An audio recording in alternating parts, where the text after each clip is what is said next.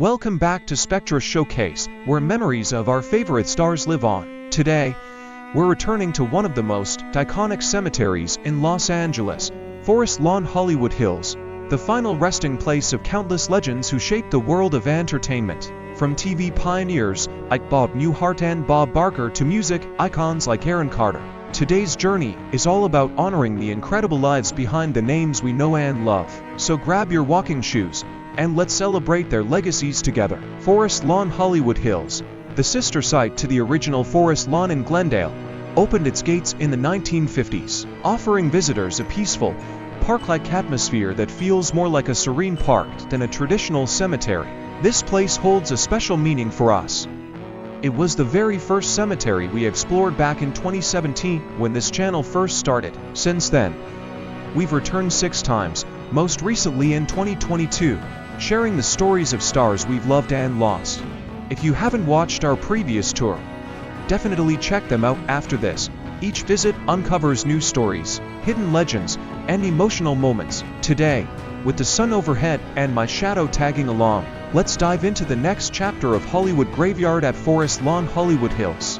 Not far from the entrance, tucked into the Shelter Hills section, lies a name that defined game shows for generations, Bob Barker. In our earlier tour, we visited his reserved plot, and today, it stands as his eternal resting place. Bob Barker became a household name in the 1950s, first hosting Truth or Consequences, before stepping onto the stage of The Price is Right in 1972, a show he would make synonymous with daytime TV for over 35 years. More than 3,500 episodes later, Bob's warmth, wit, and advocacy work, especially for animal rights, turned him into a true cultural icon. Even after retirement in 2007, Bob's legacy continued with memorable cameos, like his hilarious fight scene in Happy Gilmore. He lived an incredible life, passing at the age of 99, almost making it to that milestone century mark. Across the street, in Churchyard section, near the White Chapel, we find the grave of Joseph Mascola. For fans of soap operas, Joseph needs no introduction. His portrayal of Stefano DiMera on Days of Our Lives spanned decades, a villain we loved to hate across 1,800 episodes. Mascola also left his mark on the bold and the beautiful and appeared in films like Jaws 2. Behind the scenes, he was known for his dedication to his craft, even battling health issues with immense strength. Joseph passed away from complications of Alzheimer's disease at age 87, but his legacy remains alive in the world of daytime TV.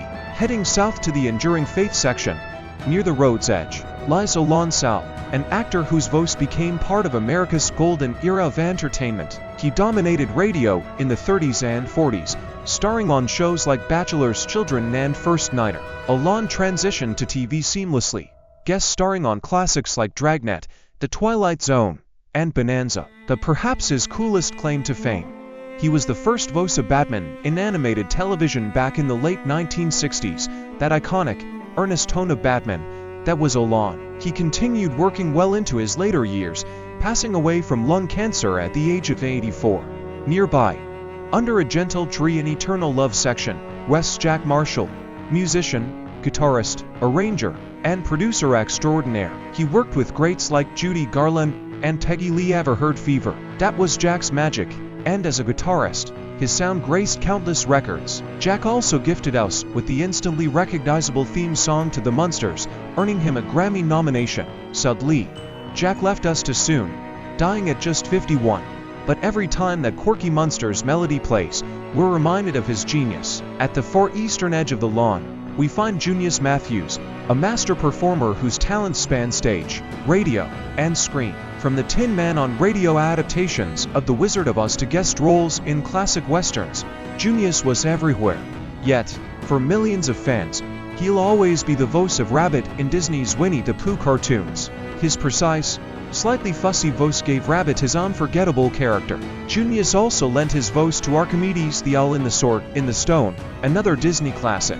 He passed away at 87, not long after the release of The Many Adventures of Winnie the Pooh. Heading southeast again, we find the grave of Mildred Burke, a pioneering figure in professional wrestling. In an era when women's wrestling was almost non-existent, Mildred was dominating.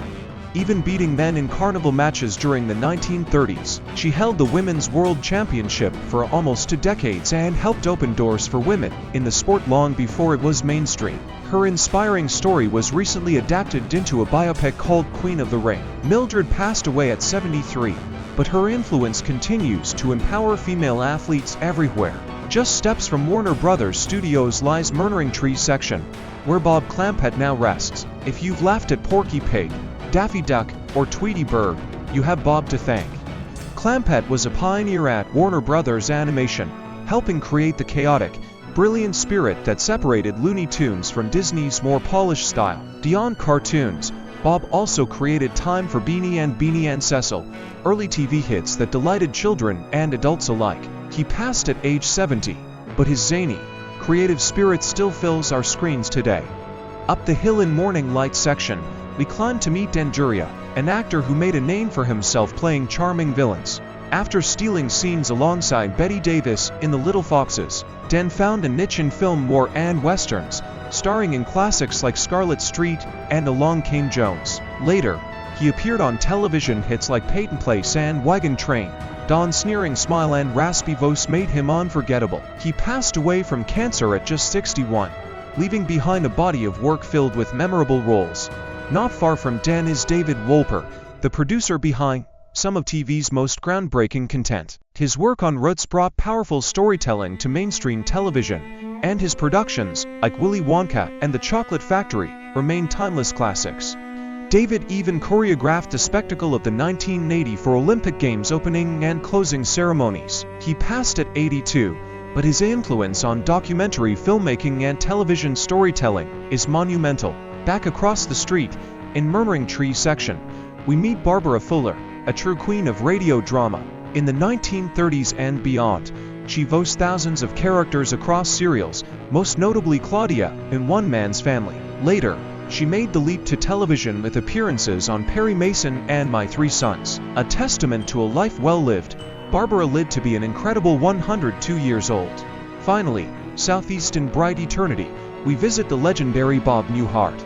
Bob's wry, deadpan comedy and one-sided telephone skits made him a star in the 1960s, winning 2 Grammys for his debut comedy album. His sitcoms, The Bob Newhart Show and Newhart, became staples of American TV, with the latter's finale considered one of the greatest in history. Later generations discovered Bob anew as Papa Elfin Elf and as Professor Proton on The Big Bang Theory, where he earned an Emmy. Bob's unique comedic voice transcended eras, creating laughter across decades. As we walk back through the peaceful grounds of Forest Lawn Hollywood Hills, we're reminded how these remarkable individuals, through music, laughter, storytelling, and imagination, continue to touch our lives long after they're gone.